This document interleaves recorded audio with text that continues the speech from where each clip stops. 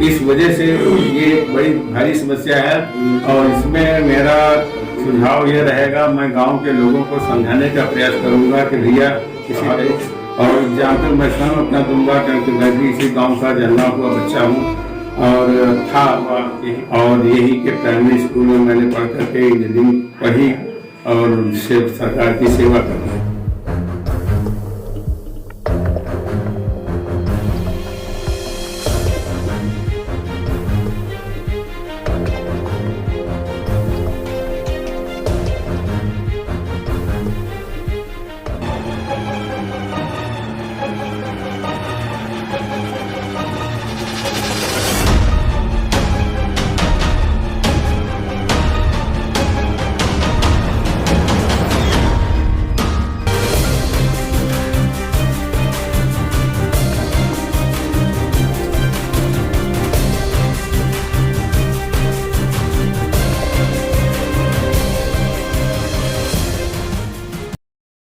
दादा आपका नाम क्या है? रंजीत। आप किस गांव के निवासी हो? परसा। अच्छा, आपके यहाँ जो चुनाव मैदान में है कितने प्रत्याशी हैं?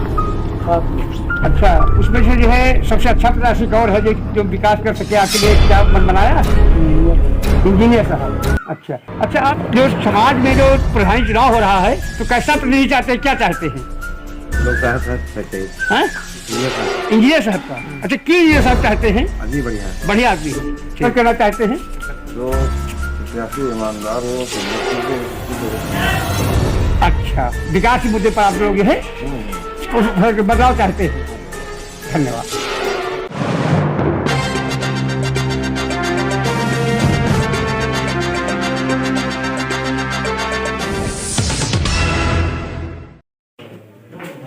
नमस्कार, आप देख रहे हैं DS न्यूज। इस वक्त बाराबंकी जनपद के विकास खंड सिरोडीगोसपुर की ग्राम पंचायत परसा सेकेंड में मौजूद हूँ।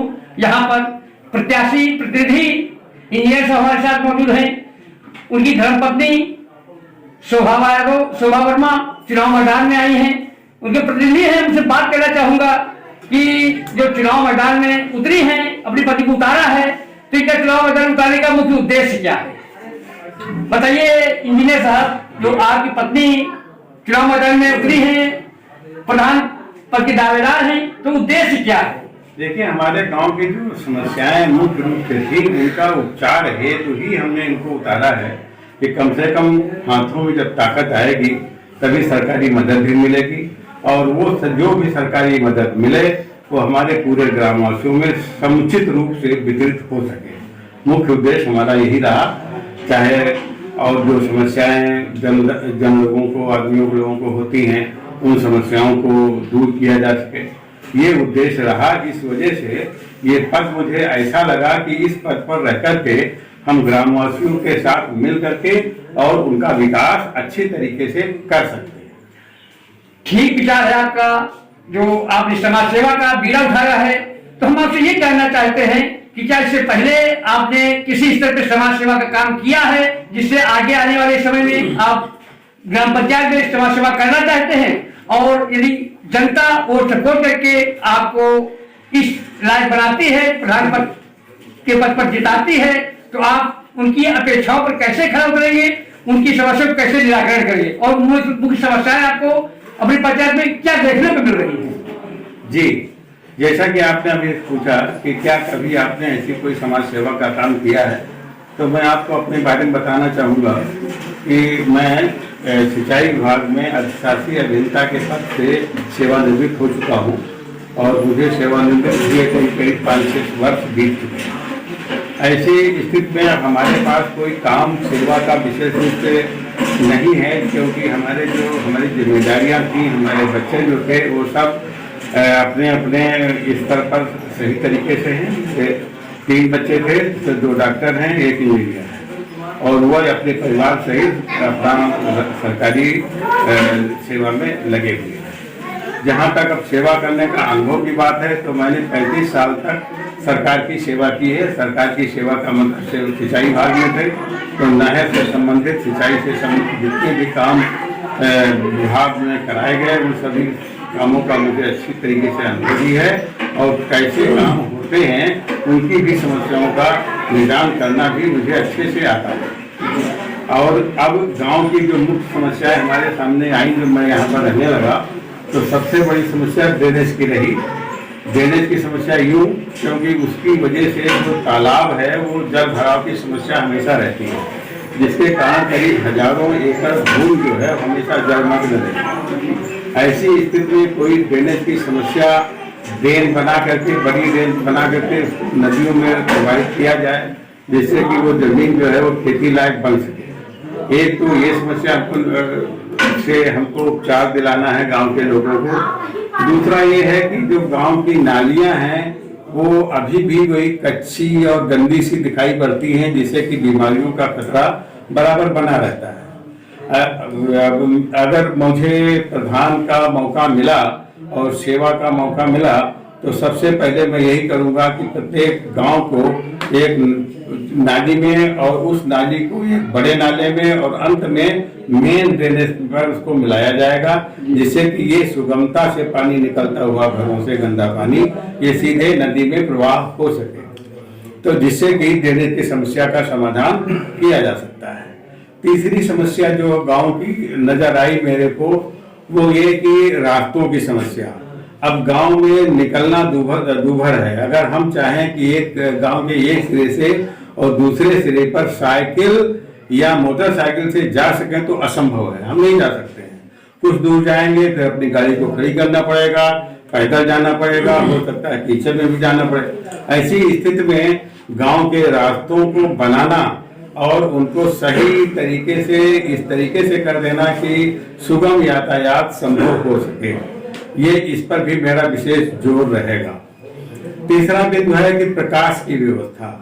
जो ये रास्ते हैं उन पर अगर हम कोई प्रकाश की व्यवस्था कर सकें, चूंकि अब सरकार की मदद से बिजली तो उपलब्ध हो जाती है, लेकिन 17-18 घंटे ही मिल पाती है हमें बिजली। नेक्स्ट अवधि में जो बैटरी से चलित पंप लैंप्स लगते हैं उनके लिए व्यवस्था की जा सकती है कि वो लगाए जा सकते हैं सरकारी मदद से। अगली व्यवस्था है कि हमारा चूंकि गांव के लोगों का मुख्य व्यवसाय जो है खेती पर आधारित है, और अब पुरानी खेती का सिस्टम सब बदल गया है। अब सभी काश्तकार जो खेती करते हैं वो ट्रैक्टर या अन्य यंत्रों से ही करना पसंद करते हैं, चाहे उनका स्वयं का हो या किराए का हो। ऐसी स्थिति में ट्रैक्टर का खेत तक पहुंचना बिना कोई किसी के खेत में दिक्कत किए, नुकसान किए, अगर पहुंच का मार्ग बन जाता है तो बहुत ही अच्छा रहेगा।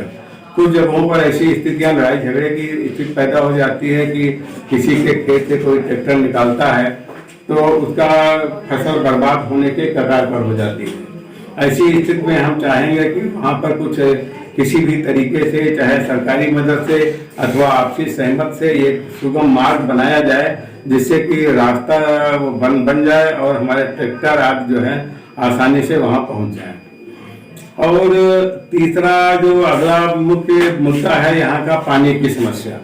पानी की समस्या ये है क्योंकि वाटर टेबल जो है वो बहुत ही नीचे चला गया है, और ऐसी स्थिति में जो हैंडपंप को लोग लगाते हैं तो वो कुछ दिनों तक तो पानी देता है, लेकिन जब बहुत ही गर्मी होने लगती है तो कुओं का पानी और हैंडपंप का पानी देना बंद कर देता है। ऐसी स्थिति में या तो डीप बोर करके जो है वो सरकारी हैंडपंप लगें ताकि पानी सुगमता से मिल सके, या एक वाटर हेड टैंक गांव में बना दिया जाए और जिससे पाइपलाइन के द्वारा सभी घरों को पानी उपलब्ध कराया जाए। ये पानी शुद्ध रहेगा, स्वच्छ रहेगा और बीमारियों से दूर रहेगा, क्योंकि जब हम स्वच्छ पानी, अच्छा पानी पिएंगे तो उसे कम से कम बीमारियों का सामना करना पड़ेगा।